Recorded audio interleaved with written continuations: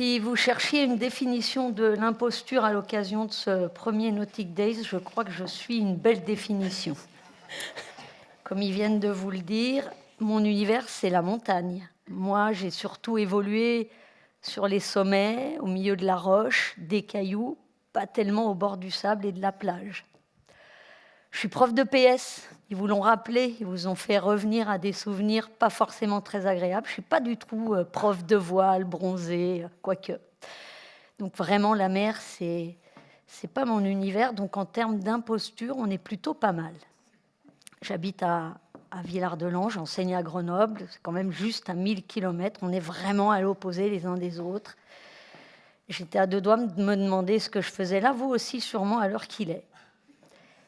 Et pourtant, quand Yves Le Blévec, skipper que vous connaissez toutes et tous certainement très bien, m'a pris dans ses bras pour me féliciter à la suite d'une régate à laquelle il avait participé et que j'avais co-organisée, je me suis dit que quand même, j'avais peut-être une bonne raison d'être là aujourd'hui. Et oui, j'ai une bonne raison d'être là aujourd'hui pour vous raconter comment est arrivé ce câlin et pourquoi je m'adresse à vous à l'occasion de cet événement nautique. Alors, je vous l'ai dit, moi, je suis prof de PS à Grenoble, ancienne sportive. J'ai fait du handball, j'ai fait du hockey sur glace. J'ai d'ailleurs été une des premières féminines à pouvoir intégrer un club de hockey sur glace, ce qui n'était absolument pas facile il y a pas si longtemps que ça, seulement 30 ans. Je me dis que quand même, quand on refait l'histoire, c'est assez incroyable. J'ai évolué dans le sport, j'en ai fait mon métier parce que je suis convaincue que le sport a des vertus incroyables et que je souhaitais les partager, ces vertus. Je souhaitais redonner au sport ce qu'il m'avait donné. Alors j'ai cheminé et puis j'ai eu une vie qui m'a permis de faire des rencontres et qui a permis aussi de m'interroger. Mon passé de sportif vraiment m'a fait saisir l'importance du corps, l'importance de l'effort, l'importance du sport. Et puis j'ai eu l'occasion de faire des rencontres et au fil de ma vie, j'ai eu besoin de m'engager, j'ai eu besoin de cheminer. Et particulièrement, je voulais m'engager contre les violences faites aux femmes, que je trouvais juste insupportables. Et puis j'avais envie de m'engager aussi en faveur de plus de mixité. D'abord parce que j'avais été, comme je vous l'ai raconté tout à l'heure, confrontée à la difficulté d'intégrer ne serait-ce qu'une équipe de hockey sur glace. Et puis parce que j'ai aussi été ancienne élue, adjoint au maire dans mon petit village de Villard-de-Lans, station de montagne. J'étais en charge de l'événementiel et j'ai trouvé que quand même c'était compliqué cette mixité et que la place de la femme, elle était quand même pas si facile à prendre. Voilà. Donc moi, j'ai commencé à cheminer, j'ai commencé à réfléchir, et puis j'ai vraiment voulu faire du sport un support pour les femmes en faveur des violences, pour moins de violence et puis pour plus de mixité. Et au fruit de mes rencontres, je me suis dit en 2017 que je voulais vraiment passer à l'action et j'ai créé l'association 50-50 avec un homme, Christian Douchement, parce que j'avais envie d'évoluer dans cette mixité. Et puis j'avais envie de redonner encore une fois ce que le sport m'avait donné. Donc on a créé 50-50, entouré de champions et de championnes pour essayer d'amplifier le message que l'on avait à faire passer et puis pour essayer de développer davantage et encore plus vite ce qu'on souhaitait faire. En 2017, on crée 50-50. Alors 50-50, c'est une association qui aujourd'hui développe des programmes de reconstruction par le sport à destination des femmes. Et puis c'est aussi une association qui œuvre pour plus de mixité, notamment dans le sport. On développe des programmes de reconstruction à travers 3 sports qu'on a volontairement choisis, le vélo, le ski, parce que je suis quand même de la montagne, mais aussi la voile. Et c'est comme ça qu'on a créé la régate 50-50 Sail Crédit Mutuel Arkea à la Trinité-sur-Mer. Alors, la 50-50 Sail Crédit Mutuel Arkea, c'est une régate qui est un petit peu particulière. Tout d'abord, elle est 100% mixte, ce qui veut dire que dans les instructions de course, il est demandé à tous les régatiers, pour qu'ils puissent s'inscrire, qu'ils soient en mixité totale sur le bateau. Quand on a lancé la première édition, on en est seulement à la 4e, c'était une vraie révolution dans le milieu de la voile. On a mis quand même un beau bazar parce qu'on n'était pas si nombreux que ça à faire à imposer la mixité sur tous les bateaux. Et puis c'est aussi la 50-50, c'est aussi une régate engagée, puisque les frais d'inscription de tous les régatiers permettent de financer les programmes de reconstruction par la voile pour des femmes victimes de violences. Alors tout ça mis ensemble, ça crée un ADN et une ambiance très particulière sur cette régate.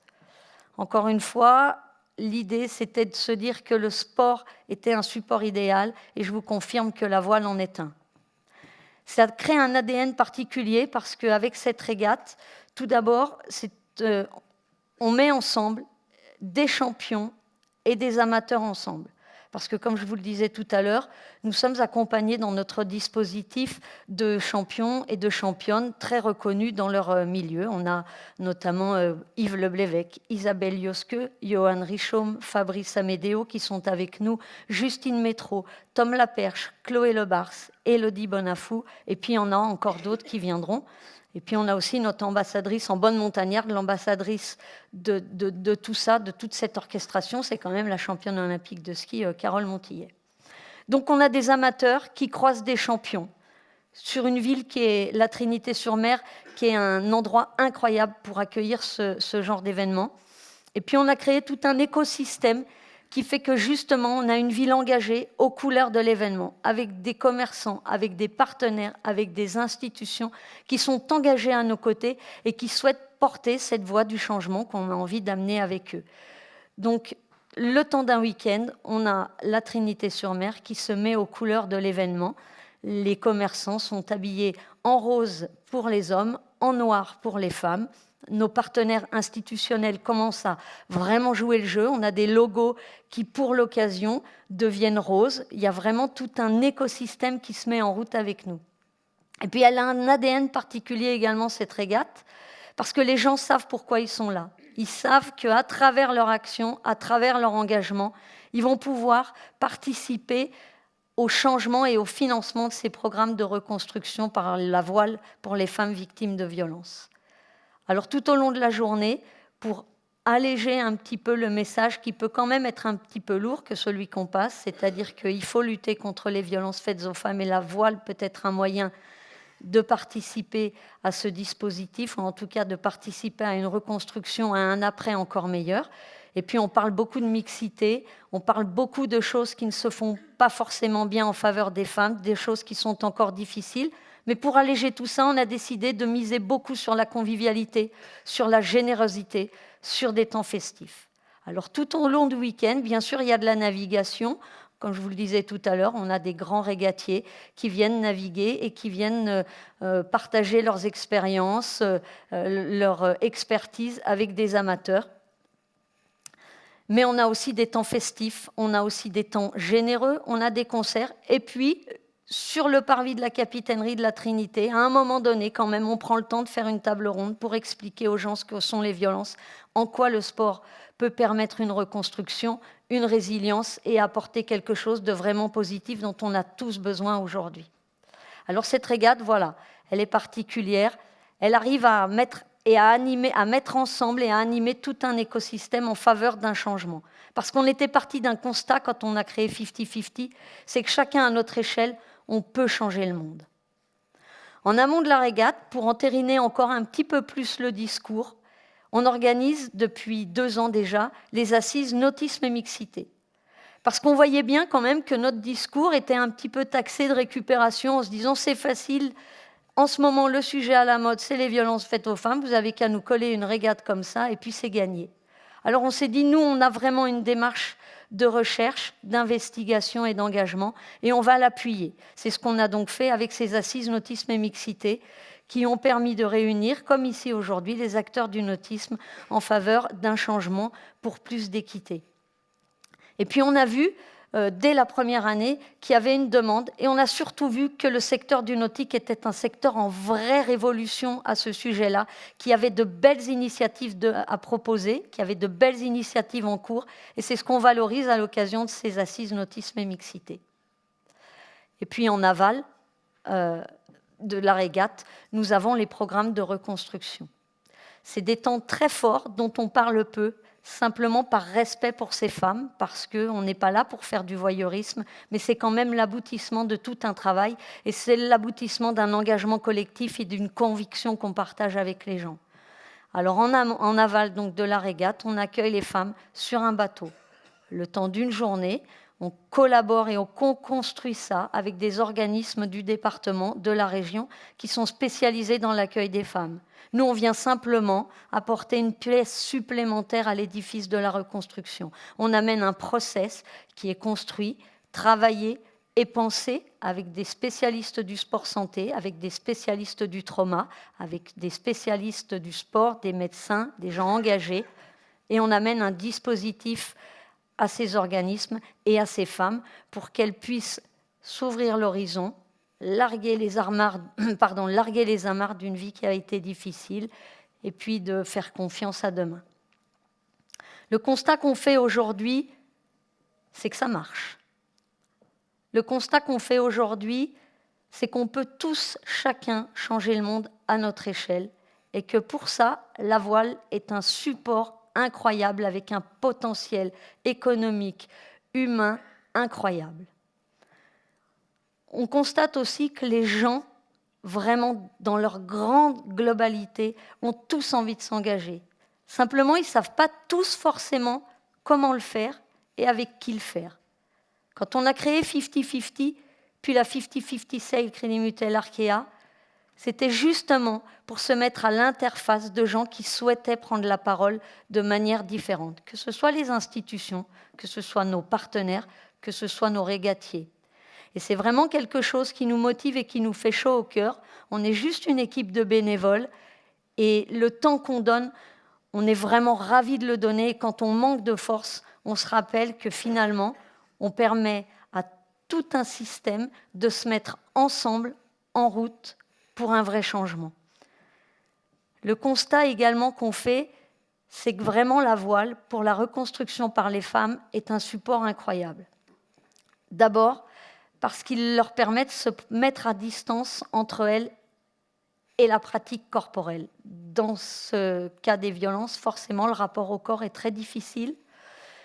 Il ne faut pas ramener les femmes à une sorte de violence. Et comme nos deux animateurs nous le rappelaient tout à l'heure, le sport, ce n'est pas toujours forcément des belles sensations et des beaux souvenirs. L'avantage avec la voile, c'est que la femme n'est pas confrontée directement à sa pratique et à ses sensations. Et puis on s'est rendu compte, on a cherché, quand on a créé les programmes de reconstruction, on ne l'a pas fait au doigt levé, on a été faire des études. J'ai beaucoup travaillé, beaucoup cherché. Et j'ai découvert des études qui montraient, grâce à des images IRM, qu'une partie du cerveau endommagé par les violences peut être réparée. Et notamment grâce à un travail sur la proprioception. La proprioception, la kinesthésie, c'est le travail des équilibres, Le fait, quand on marche, on est sans arrêt en train de travailler sa proprioception. Et le fait que le bateau gîte plus ou moins permet de travailler énormément cette proprioception. Et c'est quelque chose de fondamental dans la reconstruction par le sport. Voilà pourquoi la voile a été choisie. Et puis aussi, je ne vais pas vous l'apprendre, il y a tout un imaginaire, il y a tout un champ lexical absolument fabuleux avec la voile.